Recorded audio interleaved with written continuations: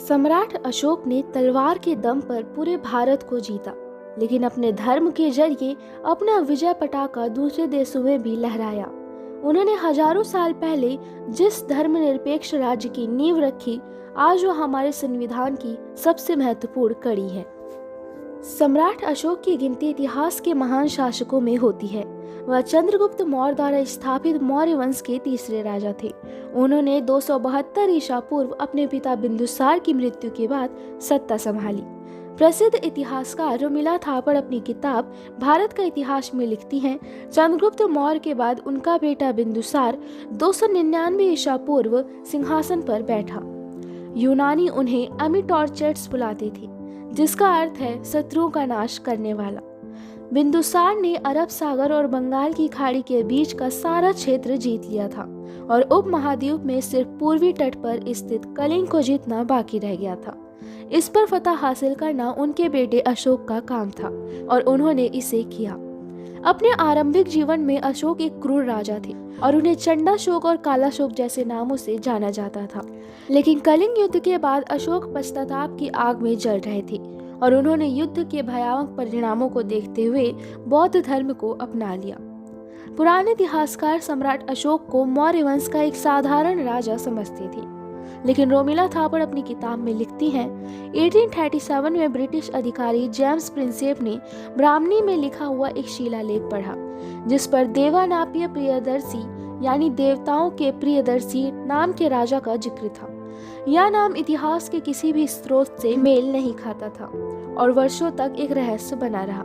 वह आगे लिखती है, फिर श्रीलंका में बौद्ध विवरणों की जांच के बाद पता चला कि एक महान और उदार मौर्य राजा का जिक्र प्रियदर्शी नाम से किया गया है। इसके बाद 1915 में एक और शिलालेख मिला, जिसमें लेखक ने खुद को सम्राट अशोक प्रियदर्शी नाम से अभिव्यक्त किया।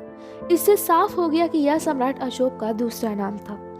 अशोक के पास अद्वितीय सैन्य और एक राजा बनने की पूरी क्षमताएं थी, लेकिन वह महत्वाकांक्षी यानी बड़ा बनने की इच्छा रखने वाले व्यक्ति थे। इसी वजह से बिंदुसार उन्हें पसंद नहीं करते थे और उन्हें सत्ता से दूर रखना चाहते थे। बिंदुसार अशोक के बड़े और सौतेले भाई सुशीम को राजा बनाना चाहते थे, लेकिन सत्ता के लोभ में अशोक ने बिंदुसार के गुजरने के बाद रास्ते में आने वाले अपने सभी भाइयों की हत्या कर दी। कलिंग के पास विशाल सेना थी, लेकिन सम्राट अशोक इसे हर हाल में जीतना चाहते थे। रोमिला थापड़ बताती हैं कि जमीन और समुद्र दक्षिण की ओर जाने वाले दोनों रास्तों पर कलिंग का नियंत्रण था, इसलिए मौर्य शासन के लिए उसे अपना अंग बनाना जरूरी हो गया। इसके तहत अशोक ने 260 ईसा पूर्व कलिंग पर आक्रमण कर दिया।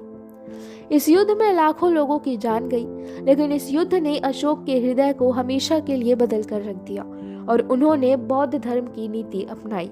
हालांकि अशोक ने बौद्ध धर्म को रातों रात भले ही अपना लिया हो, लेकिन उनसे एक शिलालेख के मुताबिक उन्हें सच्चा अनुयायी बनने में करीब 2.5 साल लगे। सम्राट अशोक की बौद्ध धर्म नीति किसी धार्मिक या व्यवहार के लिए मनमाती नीति नहीं है। उन्होंने इसे अपनी प्रजा के नैतिक विकास और सामाजिक व्यवस्थाओं को मजबूत करने के लिए अपनाया था। इसके तहत उपदेश दिया है कि लोग अपने माता पिता की बात मानें, ब्राह्मणों और बौद्ध भिक्षुओं का सम्मान करें और दासों और सेवकों के प्रति दया भाव दिखाएं।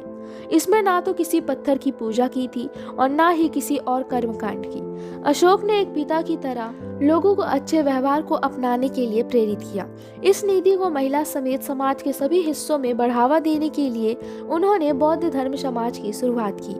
सम्राट अशोक ने बौद्ध धर्म के प्रचार के लिए कई शिलालेख और स्तंभ लेखों का निर्माण करवाया। जो पढ़ नहीं सकते थे उन्हें पढ़कर सुनाने का आदेश दिया गया। इसके अलावा मध्य एशियाई देशों और श्रीलंका में दूत भी भेजे गए।